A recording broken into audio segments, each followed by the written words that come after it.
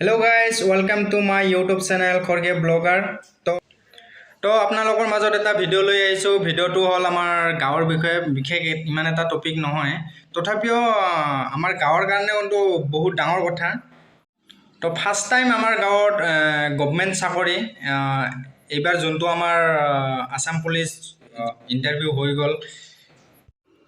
মোৰ কেমেৰাৰ আগত কোনো কথা কোৱাৰ অভ্যাস নাই, তো কথা কোৱাত যদি কিবা ভুল হয় নিশ্চয় নিজৰ বন্ধু বুলি বা নিজৰ দাদা ভাই বুলি ক্ষমা কৰি দিব।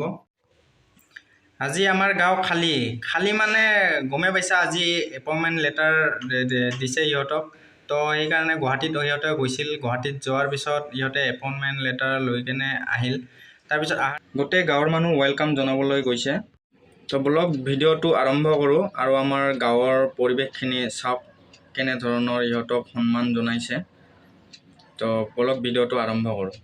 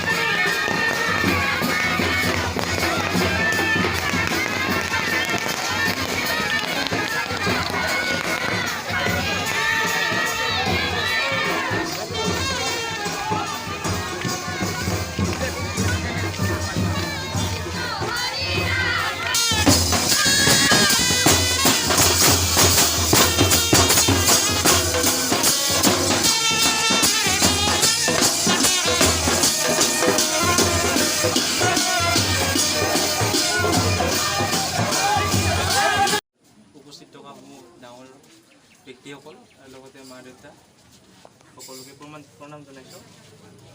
আজি প্ৰথমতে মই মা দেউতাক ধন্যবাদ জ্ঞাপন কৰিছোঁ এইখিনি আগবঢ়াই নিয়াৰ কাৰণে। তাহাঁতৰ নাথাকিলে হয়তো আজি এই চাকৰিটো ল'বলৈ সক্ষম নহ'লোঁ হয়। আৰু বিজেপি চৰকাৰৰ নেতৃত্বত আজি এই চাকৰিটো পাবলৈ সক্ষম হৈছোঁ, কাৰণ আগতে এনেকুৱা নিকা আৰু স্বচ্ছভাৱে কোনো চৰকাৰী চাকৰি হোৱা নাছিল। তাহাঁতৰ নিকা আৰু স্বচ্ছতাৰ বাবে আজি এইখিনি পাবলৈ সক্ষম হৈছোঁ। গতিকে এইখিনিয়ে কৈ মোৰ বক্তব্য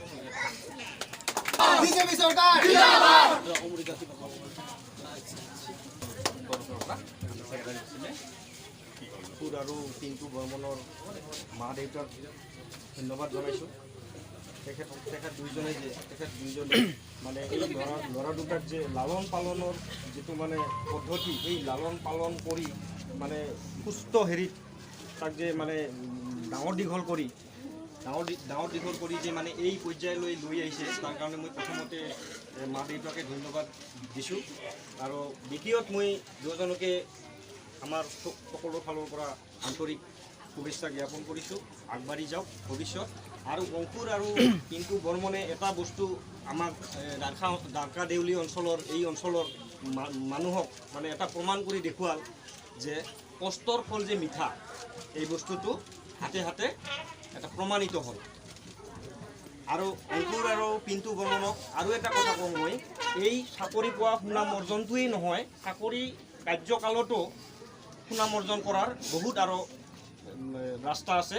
গতিকে এইবাৰ গাঁৱৰ নাম, দেউতাকৰ নাম, অঞ্চলৰ নাম হ'ল, চাকৰিত থাকিও জিলাৰ নাম, অসমৰ নাম যাতে কিবা এটা কৰি আনিব পাৰে, তাৰ কাৰণে মই তেওঁলোকক অনুৰোধ জনাইছোঁ। আৰু এইখিনিয়ে মোৰ। আচ্ছা দাদা, ধৰক মই আপোনাক যদি এটা প্ৰশ্ন সোধোঁ, ভাৰতীয় জনতা পাৰ্টীৰ নেতৃত্বাধীন চৰকাৰখনে এই যে আমাৰ যে যিটো মানে উন্নয়নৰ যিটো ধাৰা, যিটো স্বচ্ছ আৰু নিকাৰ ধাৰা, এই ধাৰাৰ সম্পৰ্কে মানে এই অব্যাহতি যাত্ৰাৰ কাৰণে, এই সুন্দৰ এটা পদক্ষেপৰ যাত্ৰাৰ বাবে আপুনি বিজেপি চৰকাৰখনক কিবা ক'ব বা ৰাইজক হৈ কিবা উদ্দেশ্য দিব? এইটোতো ক'বই লাগিব, এইটো স্বীকাৰ কৰিবই লাগিব। বিজেপি চৰকাৰ মানে হিমন্ত বিশ্ব শৰ্মাৰ মানে পদক্ষেপ, এই পদক্ষেপক আমি সদায় অনুসৰণ কৰি আহিছোঁ আৰু দেখি আহিছোঁ যে তেওঁৰ বলতে বা তেওঁৰ তীক্ষ্ণ বুদ্ধিৰ মানে ফলত আজি আমাৰ দুখীয়া শ্ৰেণীৰ ল'ৰা ছোৱালীবিলাকে এক পইচাও নোহোৱা কৰি যে চাকৰি